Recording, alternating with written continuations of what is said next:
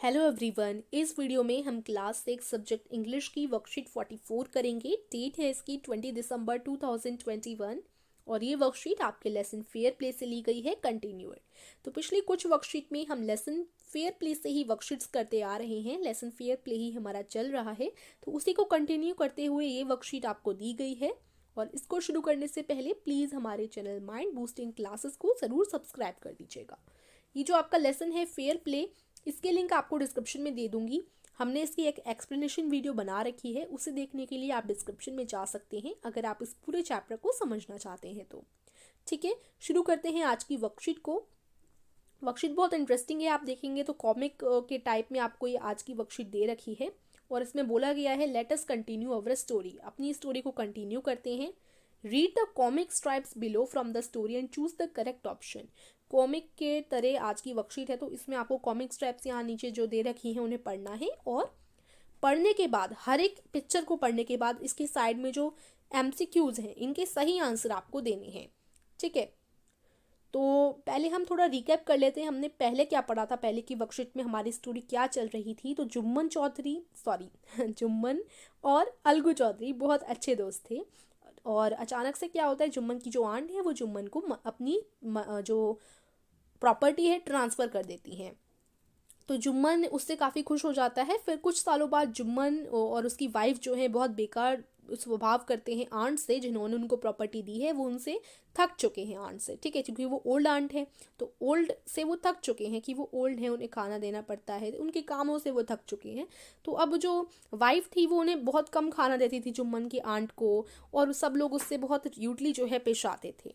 तो अब जुम्मन की आंट इससे बहुत ज़्यादा उन्हें अच्छा नहीं लगा, क्योंकि उन्हें खाना भी नहीं मिलता था और थोड़ा बहुत जो भी मिलता था वो भी उनकी वाइफ जो है, जुम्मन की वाइफ, उनसे छीन लेती थी। तो अब जुम्मन की आंट ने एक दिन जुम्मन से बोला कि तुम मुझे मंथली अलाउंस दे दो, यानी मंथली कुछ पैसे दे दिया करो, उससे मैं खुद का किचन बना लूँगी और मैं खुद ही खाना पका लूँगी, तुम्हें मेरा खाना देने की मुझे कोई ज़रूरत नहीं है। इससे जुम्मन साफ साफ मना कर देता है कि नहीं, मैं आपको नहीं दूंगा मंथली अलाउंस। और उससे जो है जुम्मन की आंट को गुस्सा आ जाता है और वो डिसाइड करती है पंचायत के पास जाने की, और पंचायत इसका फैसला करेंगे ये वो सोच लेती है। तो अब जुम्मन की जो आंट है वो ऐसा सोच लेती हैं। अब पंचायत के लिए उन्हें अपना पंच चाहिए कि भाई उनके सपोर्ट में कौन बोले। तो अलगू चौधरी के पास वो जाती हैं। तो अलगू चौधरी तो जुम्मन का बहुत अच्छा दोस्त होता है, तो अलगू चौधरी को कैसे भी वो मना लेती हैं कि वो अलगू चौधरी जो है उनके सपोर्ट में बोले। ठीक है, तो अब जुम्मन इसे देखकर काफ़ी खुश हो जाता है। जुम्मन सोचता है कि अलगू चौधरी तो मेरा बहुत अच्छा दोस्त है, वो मेरे खिलाफ जा ही नहीं सकता। ठीक है, लेकिन क्या होता है, फिर मीटिंग जब शुरू होती है तो अब हम आगे पढ़ेंगे कि मीटिंग में आगे क्या होता है। Jumman was cross examined bye Algu and others. हमने पढ़ा था कि जुम्मन से काफ़ी सवाल पूछे जाते हैं, अलगू चौधरी सवाल पूछता है और काफ़ी दूसरे लोग भी सवाल पूछते हैं जुम्मन से कि क्या केस है। केस जुम्मन बता देता है कि मैंने मंथली अलाउंस नहीं दी है, लेकिन इसमें मेरी कोई गलती नहीं है, ऐसा वो बोलता है। अब अलगू चौधरी क्या बोल रहा है, देखिए। We have gone into the matter carefully. In our opinion, Jumman must pay his aunt a monthly allowance or else the property goes back to her. तो अब अलगू चौधरी बोलता है कि हम आपका मैटर है उस पर केयरफुली हमने सोचा, और हमारे ओपिनियन में जो जुम्मन है उसे उसकी आंट को अब जो प्रॉपर्टी है जो मंथली अलाउंस है वो दे देनी चाहिए। तो अलगू चौधरी बोलता है कि जुम्मन को अपनी आंट को मंथली अलाउंस दे देना चाहिए, मंथली पैसे दे देने चाहिए। अगर वो नहीं देता तो जितनी भी प्रॉपर्टी आंट ने जुम्मन को दी है वो जुम्मन को वापस कर देनी है। तो ये अलगू चौधरी अपना निर्णय बता देता है कि ये चीज़ होगी। अब now the two friends were seldom seen together. The bond of friendship between them was broken. In fact Jumman was Algu's enemy and wanted his revenge. तो देखिए, अब जो दोनों दोस्त थे वो बहुत कम बार ही एक दूसरे से मिलते थे, उनकी जो दोस्ती थी वो टूट चुकी थी। क्यों टूट चुकी थी? क्योंकि अलगू चौधरी ने जुम्मन के खिलाफ ये बोल दिया। जुम्मन को ऐसा एक्सपेक्ट ही नहीं था, दोनों की दोस्ती अब टूट गई। अब इनफैक्ट ये जुम्मन के मन में ऐसा बुरा ख्याल आ गया, जुम्मन ये सोचने लगा कि अलगू चौधरी ने ऐसा किया है तो मुझे अब उसका बदला लेना है। अब वो दोनों दुश्मन बन गए। वैसे जुम्मन जो अलगू चौधरी है उसने सही किया, जुम्मन को मंथली अलाउंस देनी चाहिए और अपनी आंट से इतनी बुरी तरीके से नहीं पेश आना चाहिए। तो अलगू चौधरी तो अपनी जगह सही था, लेकिन जुम्मन सोचने लगा कि अलगू चौधरी गलत है, उसने मेरा सपोर्ट नहीं किया, अब मैं लूँगा बदला। तो अब ये चीज़ उसके मन में जाग गई। अब हम क्वेश्चन देखते हैं। क्वेश्चन 1 है, अभी आगे भी आपको पैराग्राफ दे रखा है, इसे हम पढ़ेंगे। उससे पहले क्वेश्चन 1 है, who cross examine Jumman. Jumman से क्रॉस एग्जामिन यानी उससे क्वेश्चंस किसने पूछे थे, अलगू और दूसरे लोगों ने या ओल्ड आंट और दूसरे लोगों ने। तो इसका ए जो है राइट ऑप्शन हो जाएगा। ठीक है, हर एक पिक्चर पढ़ने के बाद हमें ये 2 क्वेश्चंस आपको साइड में दे रखे हैं, उनके आंसर देने हैं। तो क्वेश्चन नंबर 1 का ए आंसर हो जाएगा। क्वेश्चन नंबर 2 है, what was the decision of the panchayat. Panchayat का डिसीजन क्या था एंड में। Jumman must pay a monthly allowance or as the property goes back to her. Jumman को मंथली अलाउंस देनी पड़ेगी अपनी आंट को, नहीं तो प्रॉपर्टी दे देगा वो। प्रॉपर्टी मतलब आंट दोबारा ले लेंगी अपनी। या फिर Jumman should not support his aunt, Jumman को अपनी आंट को नहीं देनी चाहिए। तो इसका भी ए राइट आंसर रहेगा, जुम्मन को दे देनी चाहिए मंथली अलाउंस, नहीं तो प्रॉपर्टी आंट वापस ले लेंगी। ये हमारा ये पंचायत का निर्णय था। क्वेश्चन नंबर 2 का भी ए ही राइट हो जाएगा आंसर। फिर आगे यहाँ पर हम लोग इस पिक्चर को पढ़ते हैं। थोड़ा छोटा लिखा हुआ है तो शायद से ये जो लिखा हुआ है वो आपको ना दिखे, बट मुझे ये दिख रहा है तो मैं आपको बता देती हूँ क्या लिखा है। तो देखिए यहाँ पर थोड़ा हम जूम करके देखते हैं। Days passed and as ill luck would have it, Algu Chaudhari found himself in a tight sport. One of his fine pair of bullocks died, and he sold the other to Samju Sahu, a cart driver of the village. The understanding was that Sahu would pay the price of the bullock in a month's time. It so happened that the bullock died within a month. Several months after the bullock's death, Algu reminded Sahu of the money he had not paid yet. But Sahu got very annoyed.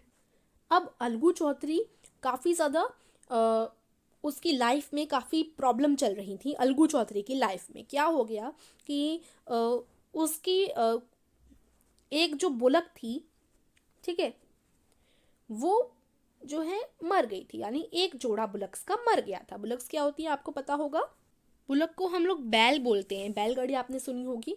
तो जैसे बैलगाड़ी में क्या होता है, दो बैल होती हैं और पीछे एक कार्ट होती है, फिर वो चलाते हैं, है ना।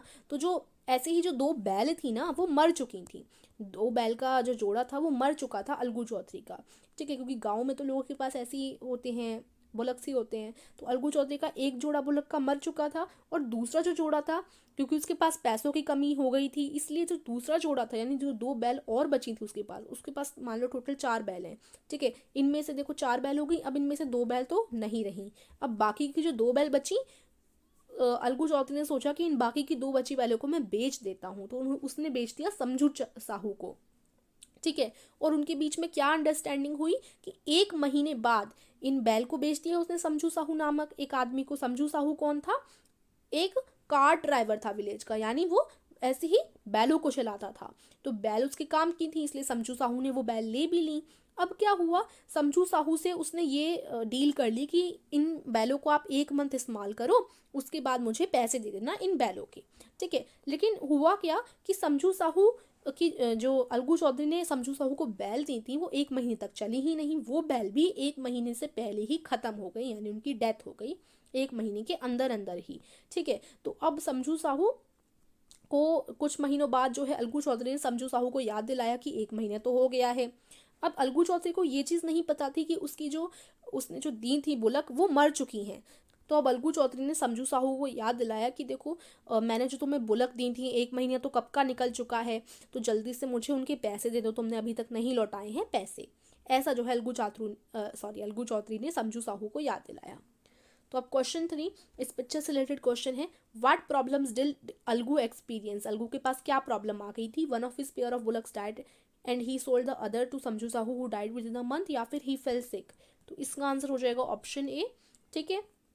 क्वेश्चन 4 है, हु वाज समझू साहू। समझू साहू कौन था, एक वॉशरमैन था या कार ड्राइवर था, तो कार ड्राइवर था, बी राइट आंसर है। फिर यहाँ इस पिक्चर को हम लोग पढ़ते हैं। सो यहाँ पर देखिए, आई कांट पे यू अ पैनी for the wretched beast you sold me. He bought as nothing but rain. I have a bullock. Use it for a month and then return it to me, but no money for your dead bullock. Algu decided to refer the case to the Panchayat for a second time in a few months. Preparations for holding the Panchayat were made and both parties started meeting people seeking support. तो देखो क्या हो गया, अब समझू साहू जो था उसने कहा कि नहीं, मैं तुम्हें तो एक कौड़ी भी नहीं दूंगा उस बुलक के लिए जो तुमने मुझे दी थी। वो बुलक तो 1 महीने से पहले ही खत्म हो गई, अब मैं तुम्हें उसके लिए क्या पैसे दूँ। देखो तुम्हें कुछ नहीं मिलने वाला, मैं तुम्हें पैसे नहीं दूंगा। तुम चाहो तो मेरी जो 2 बैल हैं उन्हें 1 महीने के लिए रख लो, उसके बाद मुझे वापस लौटा देना, लेकिन मैं तुम्हें बिल्कुल भी पैसे नहीं दूंगा तुम्हारे उन बुलक के लिए जो मर गई बहुत जल्दी। तो अब ये तो समझू साहू ने गलत किया, अलगू चौधरी को लगा कि ये गलत है। अब अलगू चौधरी को तो नहीं पता था कि उसकी बैल मर जाएंगी, तो उसे तो पैसे चाहिए थे, उसने जैसा डील की थी समझू साहू के साथ में। लेकिन समझू साहू बोल रहा है कि वो तो 1 महीने चली ही नहीं, तो मैं तुम्हें पैसे किस बात के दूँ। तो समझू साहू ने एक भी पैसा नहीं दिया अलगू चौधरी को। अब अलगू चौधरी ये जो केस था पंचायत के पास लेकर गया, ठीक है। तो अब क्या हुआ, अलगू चौधरी अपने सपोर्टर ढूंढने लगा कि जो उसे सपोर्ट करें, उन्हें ढूंढने लगा। और समझू साहू भी ऐसे लोगों को ढूंढने लगा जो उसके खिलाफ बोलें, जैसे मतलब उसके सपोर्ट में बोलें। जैसे के लिए आंट ने अलगू चौधरी को चुना था ना अपने सपोर्ट में बोलने के लिए, तो ऐसे ही अलगू चौधरी कहीं लोगों को ढूंढने लगा कि जो उसके सपोर्ट में बोले, और समझू साहू भी लोगों को ढूंढने लगा जो समझू साहू के सपोर्ट में बोले। ओके, अब क्वेश्चन 5 है, circle the correct meaning of the word phrases. तो अब आपको इन वर्ड्स के करेक्ट मीनिंग आपको पता लगाने हैं। रुइन, रुइन का क्या मतलब होता है, डिस्ट्रॉय या डैमेज हो जाना या इंपॉर्टेंट। तो डिस्ट्रॉय या डैमेज, कोई चीज़ बिगड़ जाती है तो रुइन हो जाती है वो, ठीक है। फिर बी है टाइट स्पॉट। टाइट स्पॉट का क्या मतलब होता है, मॉर्निंग या डिफिकल्ट सिचुएशन। तो टाइट स्पॉट का मतलब होता है डिफिकल्ट सिचुएशन। ओके, तो इसका आंसर भी ए हो जाएगा। सो आशा करती हूँ आज की वर्कशीट आपको समझ आई होगी। हिंदी ग्रामर क्विज के लिए डिस्क्रिप्शन में जा सकते हैं। अगर आप चाहते हैं कि आपका नॉर्मल टीवी स्मार्ट बन जाए तो ये जानने के लिए आप डिस्क्रिप्शन में जा सकते हैं। तो वीडियो को लाइक कीजिए, चैनल को सब्सक्राइब कर दीजिए। Thank you.